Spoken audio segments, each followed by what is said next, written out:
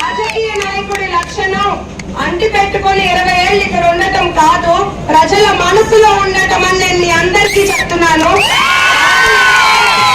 మా తాతయ్య, మా నాన్న, మా బాబాయ్ మీ మనసులో చోటు సంపాదించుకున్నారు. అది నేను కూడా అలా చోటు సంపాదించుకునే మళ్ళీ నెక్స్ట్ ఎలక్షన్ కి మీ దగ్గరకు వస్తాను. అభివృద్ధి అంటే ఏంటో నెక్స్ట్ 10 ఏళ్లలో చూపిద్దాం అందరికీ.